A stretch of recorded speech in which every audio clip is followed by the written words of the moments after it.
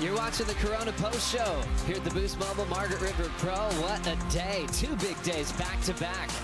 As main break delivered once again. Giant surf yesterday. Still massive first thing in the morning.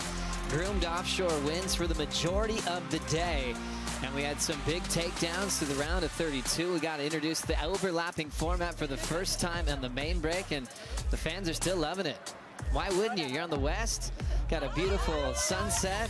Hi, everybody on the grass. They're enjoying the show as well. Setting up some key heats in the round of 16 as we continue. Thanks for being with us on the Harvey Norman host set. Joe Turpel, Richie Lovett, Wayne Rabbit, Bartholomew. Richie, a lot to discuss. And you got to sit with your boy from the West in the last couple of heats of the day. There's so much to break down on the show. There is indeed, and it was really cool to have Jake Paddo in here, my old tour buddy, breaking down those last few heats. But yeah, I feel like we've packed a week's worth into the last 2 days. We've had everything from the big stuff, and in the final heat there, we saw Filipe started to open up and bring that progressive approach. So yeah, a lot to break down, but this is why we come to the West. That's right, Bugs. I mean, a lot to break down wave-wise, but also the intent of the preparation from a guy like Toledo. The death stare might have been one of the biggest takeaways this afternoon. Oh, it was so good. I mean, he was so psyched for that heat. And he wasn't staring, he wasn't his opponent, it was the ocean. He was ready to take Margaret's on, and he just, you know, he delivered. And it was so cool. Now let's hear from the man, Filipe Toledo's with Stace. I reckon the only person who's watched more surfing today than the judges is this man right here. You've been down here all day, Phil. Talk to me about, you would have seen the heat with Leonardo Fioravanti and John. Did you think that was going to happen to yourself out there? Man, he was tricky, right? And just watching the whole day got me really excited. You know, after all the heats that went down, Jack, Jeremy, John, and Leo. Did so many of the guys rip today, and it was really good to watch and really entertaining. It got me really fired up for my heat. So yeah, strategy was just to go out there, have fun, play under priority on the first 20 minutes, and that went really well. See what I'm talking about? He's watched more heats than us. He knows every heat that went down. It did go to plan there. Were you feeling nervous at all? Were you getting frantic to find a backup, or is that just how it played out? A little bit. You know, I actually had the opportunity to have a backup, you know, before the 20 minutes ended. You know, the first 20 minutes ended, but I fell. That was a big mistake, and then that was one wave that I paddled for and I missed it. That was probably a really good one too. But other than that, you know, I finished my waves, and you know, try to stay on my board. It was hard out there. You know, it got really bumpy in our heat because of the wind, but there's still a lot of waves on tap, and it was fun. Congratulations on making it through, and best of luck for the rest of the event. Thank you, Stace, and Filipe Toledo for putting on a show in that last heat, taking out Miguel Pupo and moving on to the round of 16. I remember I used to talk to Taj when he was on tour, and he was a frother just like Toledo. And he said if he watched too many heats, if he had an afternoon heat, he'd be exhausted. So he had to actually keep himself in check and go, hang on, I'm getting way too stoked. I need to save it for my heat.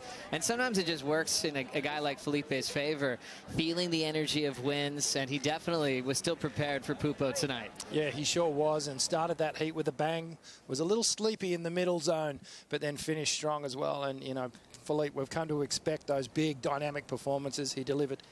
Well, it was interesting that Filipe brought up this heat as well. The big heat on paper, Jeremy Flores versus the local boy who's a rookie on tour, Jack Robinson. There was a ton of attention on this heat for good reason, and it was interesting because Jack yesterday wanted another shot at main break. He thought, well, everyone thinks I need to go to the box, but he's loving main break. He was looking forward to this heat, and I'm thinking maybe it's one of the heats of the year so far, Bugs. Oh, it definitely was, and it went blow for blow. These guys went tube riding. They did a progressive moves. It had everything, and the lead went back and forward all the way till basically till Jeremy's last wave. It certainly did, both getting barrels, but there was this force of a veteran like Jeremy who would not let the Grom get the win, even on his home court. It was amazing to see the lead change multiple times, Rich. Yeah, it was a really cool exchange here, and Jeremy in the post-heat interview just said, look, I know that if I can get the biggest and best wave, I'm going to be able to put in an amazing performance on them. I'm confident that I can do it. And that's exactly what he did. You know, Jack would have been the crowd favourite here, no doubt about it. And possibly the favourite on paper, the youngster. He's come in with just such amazing skill and prowess, but the experience of Flores and the determination of Flores, that was the thing that got him through here. You could see he committed to every single turn, and this was the wave that did it for him. One of the biggest waves of the day, Joe. It was a 9.4 searing turn off the top, putting everything into it. It was such a big canvas as well, Bugs. All he had to do is stay on his feet with that huge finish. 9.4, his best number of the whole season. Total commitment. The one thing Jeremy had going on his waves is that the middle part of his waves still had a lot of body in them, whereas I thought that Jack's, he went for the tube rides, and then he came out, there were flat sections. He never really got that super dynamic finish, but Jeremy, what a heat win.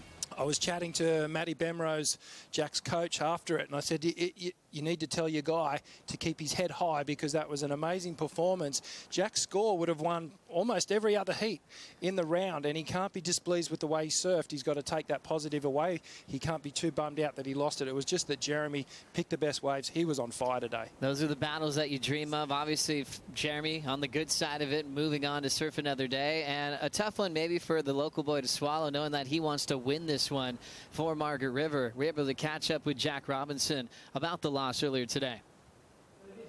Jack, what's harder, picking the right wave at Margaret River or deciding who's going to get a souvenir at this place? I think picking the right wave out there right now is just, even when it's so good like that. I mean, it was such a good heat back and forth, but yeah, I didn't think there was going to be one like that, and then it came, so that's the ocean. For sure. Must feel good, though, to know that you can really stick up a big total like that at your home break. Would you prefer to compete at home or away? Wherever nowadays. It doesn't matter for me anymore. It's everywhere is home now. It's as good anywhere, so I'm just here to stay and do that. I think a guy who won 11 world titles has that mentality, and I think it's a good attitude to have. I'd like to get your insight on the tube at Margaret River. I was speaking with John the other day about it. You've seen a lot of tubes around the world yourself. What's your interpretation of this barrel? It's a difficult one because it sort of warps and goes high and low, and I think that's why you get big scores out there getting barreled, because it is such a tricky one, and you never know. Like, I thought I was coming out of one earlier and it clipped me, so yeah, it's one of the harder ones on tour. Well done on a great performance. Sorry the result didn't go your way this time. We'll see you up in Rottnest Island. Jack Robinson handling that loss in stride. I mean, I guess when you come in from a loss, you love when you get to put on a performance. You're getting barreled. You're having a good battle with one of the veterans. But he had much bigger plans. I mean, we've noticed this big maturity in Jack in the last couple of years. And Bugs, we got to spend time with him.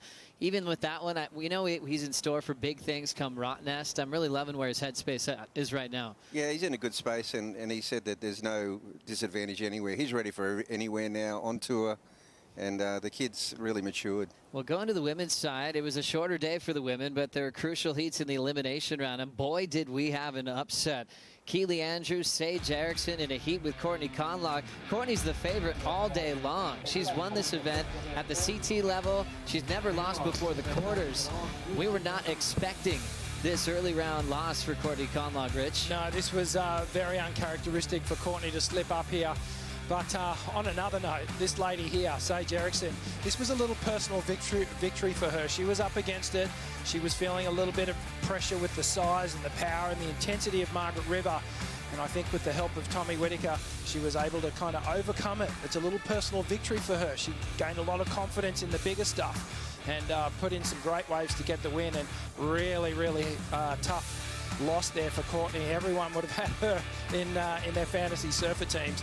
And I certainly did. Big loss. Well, the elimination round yet can make a final change. I was actually in the final minute with Stace Galbraith actually going, uh-oh, we got to take Courtney off our team. But also the momentum of a key win for Sage overcoming a fear of bigger surf. It was sort of like the Lakey Peterson story, where she had a fear of Margaret's, then came a champion a couple of years later. That might be the role we see from Sage. As we saw the rhythm of Courtney, she did lose with a high 7 range score. Bugs almost saved herself in the heat, but ran out of time. Yeah, it was a shame, but you know what happened was that she had such expectation. She's going for the bombs. There was no compromise. Keely basically in second place got those medium inside ones, and it paid off for her only because Courtney didn't get that big bomb on the outside to back it up. It's interesting though. You look at Margaret River and you're thinking about the final 5. I mean, Courtney's outside of that picture right right now. That was a big missed opportunity. For Margaret River, you're going for Courtney's title campaign. That's sort of a must-win situation in my mind. Yeah, absolutely. You know, when she maps out the year in front of her, she would have seen Margaret River and gone, okay, that's a final berth for me. That's where I'm going to be. I'm going to get some points there.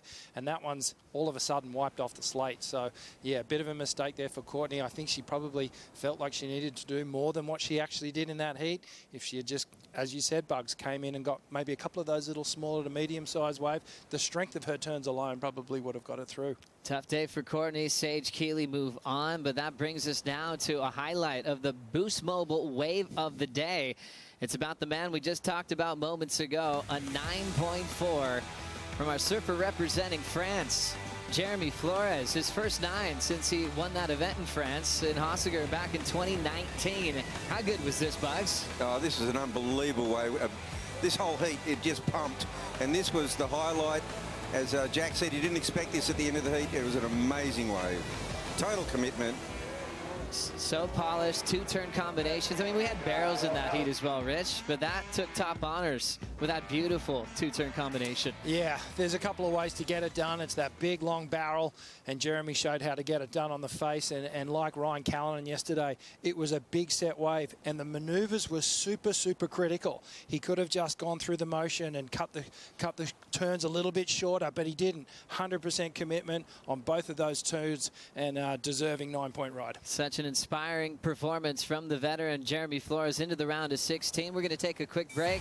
More to come on the Corona Post Show. Top 5. Member Dimity goes behind the scenes and the forecast for tomorrow. We'll be right back.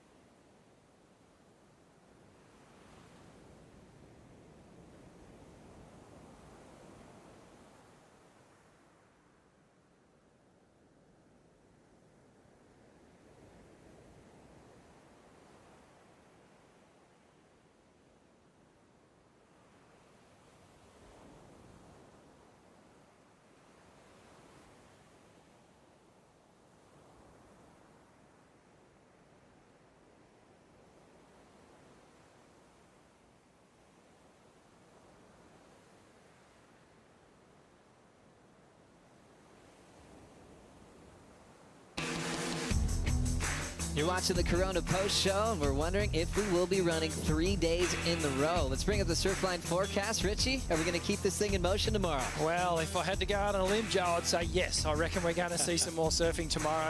I think we're going to get back to that more high-performance level as we see that purple blob starting to go under Australia there. We're on the back end of this powerful long-range southwest swell that we've had over the last 2 days. So you can see Tuesday there, 4 to 6 foot. Wednesday, more of the same. The winds are going to be nice too, though. We're going to have those offshore conditions. And then on Wednesdays, things start to change up again. The winds start to shift, and then the swell starts to increase again. So I think tomorrow we're going to see another day of surfing. We'll check it out in the morning, but definitely on the charts, it's looking like there's going to be plenty of waves. And main break, it does, as we know, it picks up all the swell in the area. So whatever's on offer, it's going to be coming right in here. So cool. You get a little bit of everything. Giant surf opening day, little trim down today. It was still pumping, and then maybe small high-performance action for Tuesday. That keynote you mentioned, favorable winds for a call early in the morning for the round of 16. Well, one of our favorite parts of the Corona post show is we let Dimity Stoyle on the loose, and she goes behind the scenes. This is what she came up with today. Hey, Dim. How was it? That was fun. Yeah, It dropped compared to your free surf last night. You told me it was bombing. It was true. I told you it That was was big. scary. Solo session. Solo session right before 100 dark. foot. 100 foot. Was it large? It's very large, not as large as yesterday, but it's windier and there's some good ones. Still large. I'm happy to be on the beach today. It's freezing. Good luck, Laura. Sun's out, but buns are not out. It's freezing.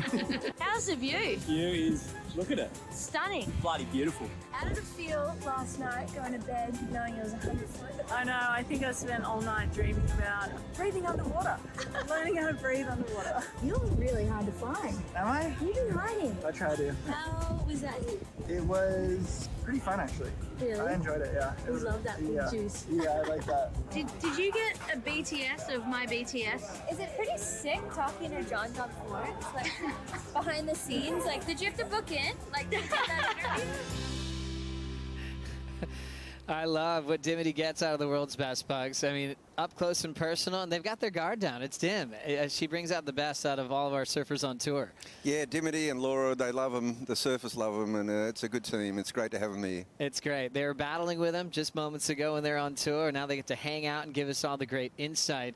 But that leads us now to the top 5 of the day, and it was a busy Monday. We're still pumping surf first thing in the morning. Coming in at number 5 on the charts. What a heat we had. Morgan Siblick versus Seth Moniz. We had multiple lead changes in this battle earlier today, Rich. Yeah, it was a great matchup between the two youngsters, and well, someone had to clip Morgan Siblick's roll, and it came down to Seth Moniz, who did it with some great, powerful surfing on his forehand. But just have a look at this, just carving and arcing. The Hawaiian really used to these the open power of these swells here. And Seth, just that deep bottom turn, top turn combination, really serving him well. And you kind of get the feeling that Seth needed this win to keep that momentum going, the confidence up. And he did it really well. They went blow for blow, exchange of lead. And Morgan, well, he surfed really good as well. But unfortunately, Seth Moniz just got the number on him. Had some big moments in this heat. Have a look at the waves through this one. Had plenty of opportunities, and watch this here. Gets the inside tube right through that inside section. We haven't seen that before. And as you can see there, Seth was stoked to get one up on him. And you can say, even to Morgan, he hasn't surfed a bad heat yet. I mean, he was ripping, getting barreled, but Seth made a statement. Power to power. He loved that. Coming in at number 4, Kaio takes out an event favorite in Michelle Perez and turns in the highest combined heat total of the day, Bugs. Oh, this was an amazing heat. You know, the quiet, unassuming Brazilian. It doesn't have the fanfare of Italo and Gabriel and Filipe Toledo, but what a performance. Yeah, it's so cool to see the decision-making he has. I think he loves being the underdog. He always tells us how much he loves main break, and it really showed. Super powerful. I was really impressed how he controlled the finish. That was the difference with Michelle. He came unglued quite often on that end section, cost him the heat. Coming at number 3, Medina and Italo in quite a rhythm here at the main break. Oh, yeah, absolutely. These guys are just, well, they're the two informed backsiders, no doubt about it. And just Gabriel, we keep talking about just how strong he is, how solid he is on his surfboard. He looks so stable, so powerful, and just completely on point. Good to see the leaders, top 2 in the world. Medina, number 1, Italo, number 2. Backhand at Margaret River, where they've never won or made the final.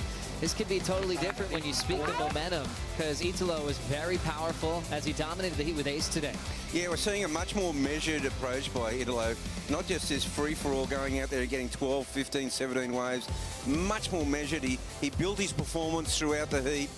And I think we're just seeing a much more intense Italo after that Narrabeen experience. Oh, it was really cool to see him shake that off quickly. He was throwing away a 6.5. He's throwing away a 7. He just took control, and it was unfortunate. Ace did break his board at the start, but Ferreira definitely flexed that reigning world champion role. Top 2 moment now of the day. The heat with John and Fioravanti. Leo actually got the big score to start, but John came back under priority. Oh, I could just watch this style of surfing all day long. Take no grommets. This is how you do a big rail carve. Watch this, just holds onto it. So much power. Very, very critical there from John Florence. And, well, this is the sort of performance that we expect to see from him at Margaret River. And, in my mind, still the man to beat. It was so cool how Leo just dropped anchor. He was hoping for another set. The mid-rangers kept helping out John, freestyle under priority, and he took him down. Our top moment was one of the best heats we've seen all year. Jeremy versus Jack Robinson, Bucks. Yeah, and the ocean just said, I'm going to treat you guys to a blow-for-blow battle, a royale. And it was tube riding by Jack.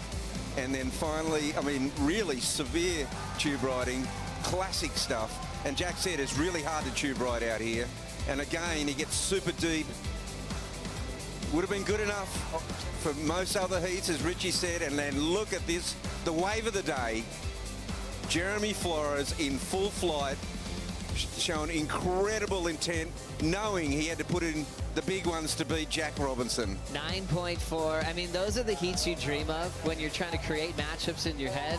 When you think about everything pumping, you're not so much dreaming of, oh, smart technical moves and strategy and keeping people off waves. When you're just dreaming of good heats, you're dreaming of waves back and forth, everyone's getting barreled, and you decide on the sand who was the best surfer on the day. Today it was Jeremy Flores. Yeah, it's great when both surfers get ample opportunity to show us what they've got. And in that one, you know, the old dog, he got over the youngster, so it's great. I love it when Jeremy gets a win. He's so emotional about it, and we talk about how he wears his heart on his sleeve all the time. You could just see how stoked he was to get the win. Well, thinking about matchups now, round of 16, I mean, we have to focus on John. He's won this event twice. No one's come close to him yet. How's he going to handle Pedersen Crisanto in the round of 16? Well, Pedersen Crisanto is the quiet achiever of the tournament. He's got so much ability that there's a lot of respect for him. He's up against it. He's going to have to rise to the occasion. That's going to be a classic. Obviously, John always is going to be the favorite, but Pedersen is going to try to play spoiler. Gabriel Medina, world #1, will have Seth Moniz-Rich. This is a great matchup. I love it. And I think this one possibly, you know, it could go down to the wire. Seth could really push Gabriel here. And if Gabriel lets his guard down just for a minute, the youngster, he might just pounce. That's going to be a great one to watch. Seth had Medina as a wild card at Pipe, and Moniz has always wanted these big heats with the world champions on tour. That's going to be one to watch. I mean, for John's camp for Hawaii, they want Seth to get this job done to kind of even things up on the top of the leaderboard. As we focus on the world title threats, reigning world champ Italo Ferreira is going to have Kyle with belly bugs, and Kyle loves playing spoiler, especially this event. Well, Kai, you know, he had a monster day today, and you know, he's going to have to, you know, keep at that level, or probably have to raise it a notch, because Italo Ferreira will rise to the occasion tomorrow, and this is going to be some matchup. Kaio's looking very switched on, very comfortable. It's regular versus Goovy. Are you seeing any signs of spoiling on Kaio's side, in your opinion, Rich? Well, if he can keep that momentum going that he had today in the heat, then absolutely. There's no reason why he can't get up over Italo. But we know that Italo, when he's up against it and he gets pressured, that's when he really starts to fire.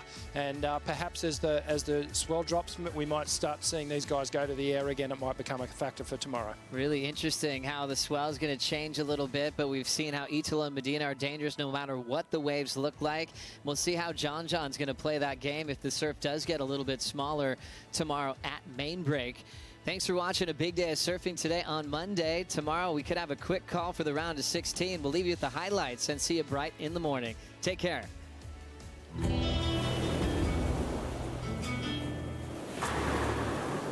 Nice, beautiful morning in West Oz. Still plenty of swell on tap. Upside down. It's been booked for a head-high tackle. Very solid start for Owen. Drills the finish. Lost priority, wasn't happy about it. I think that got him fired up. Whoa, Gaia belly absolutely stomps it. Looking for a 7.27. And he's going, are you kidding me? Look at this one, about to clean up our surfers. Right on the head. Big hook on that first section. Vintage Connor Coffin surfing.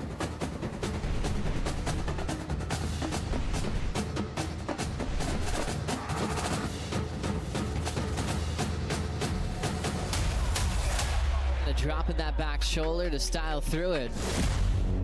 Pulling into the pit. He just misses out.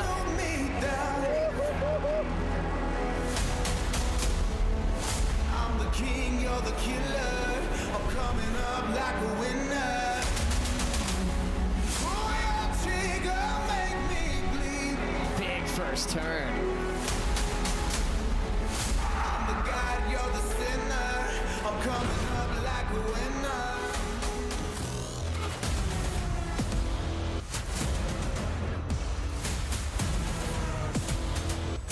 Falling out of the sky. Big carve off the top.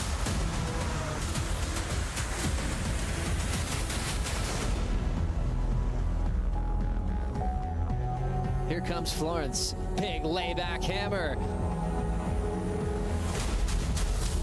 Take your shot, 'cause Big finish. I'm the king, you're the killer. I'm coming up like a winner. Pull your trigger. Jack Robinson tucked straight into the tube. I'm the god, you're the sinner. I'm coming up like a winner. This copyrighted event broadcast is produced by the World Surf League for broadcast around the world and may not be retransmitted, reproduced, rebroadcast, or otherwise distributed or used in any form without the written consent of the World Surf League.